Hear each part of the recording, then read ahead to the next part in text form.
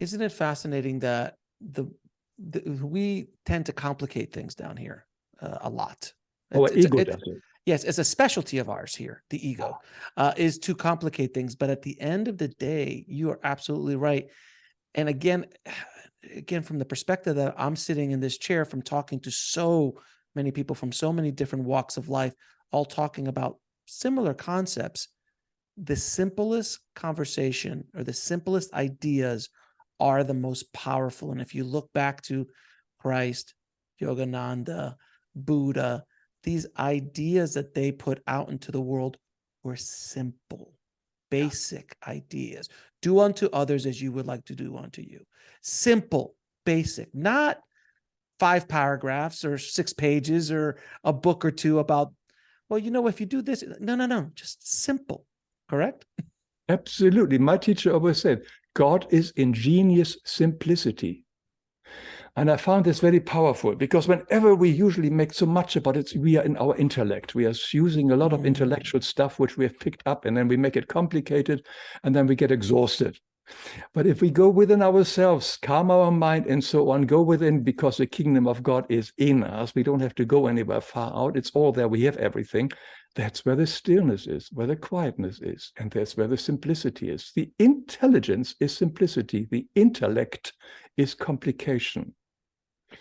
And it's really interesting too, going back a little bit to what we were saying in regards to our origin stories, if you will, with the Catholic Church. I always found it so interesting that you could have a God that loved you, but yet was so angry, and to be honest with you, in the Old Testament, fairly egotistical. I mean, like, if you don't bow down to me, you will be this or that, or hell. God forbid. Let's talk about hell. All of these concepts, it didn't make any sense to me. And when you become a parent, you understand that this makes no sense. There's nothing our children would do that we would damn them to everlasting damnation. And so if I can't do it, how could our creator do that? It just didn't make sense to me. And they're talking, one side of their mouth is saying, love is all you need. And they're like, but if you don't do this, eternal damnation. Yeah. Oh, well, that's what I realized very soon. This does not work for me. You're absolutely right. Yeah, this doesn't work. I mean, the old writers of the Bible and so on, the only model they had were the pharaohs. And the pharaohs were, of course, very egoistic, personal, power-hungry, vengeful kind of creatures. And that is, so the Old Testament God is very much sketched on a way how a pharaoh was at the time. So we have got this very human kind of faulty human being, and projected that on that God. And it was Christ who tried to put it right, as God is love and God is in us. And he put it right, but there was still so many stuffs in the organizational religion which they changed so much. And as Jerome, who put this whole Bible together, he said, if ever people find out, won't there be, I'm a forger, I am a liar by putting all these contradicting texts together. It's very difficult because to put all these various texts from which the Bible is now made up together and find something consensual which agrees on everything, and it isn't. They're all full of contradiction, left, right, and center.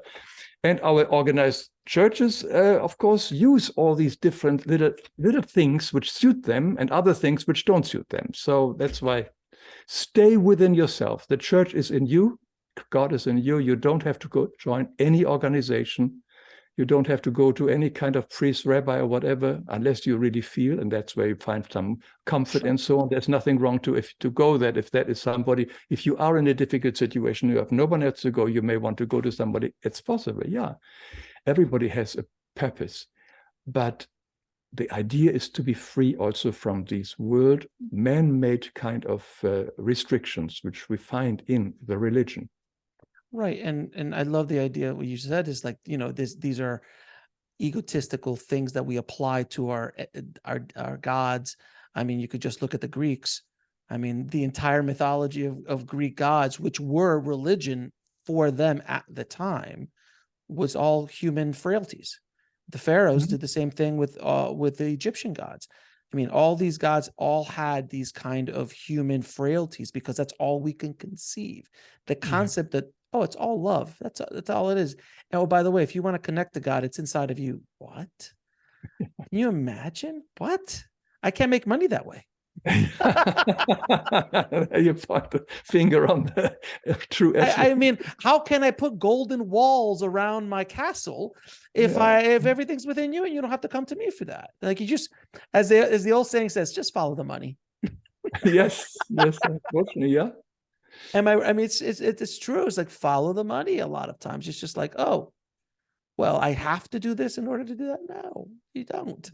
There are all these rituals as well, which connected what the religions have, organized religions. The rituals are binding us as well.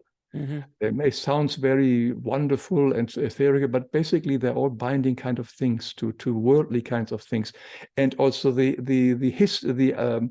what's the word?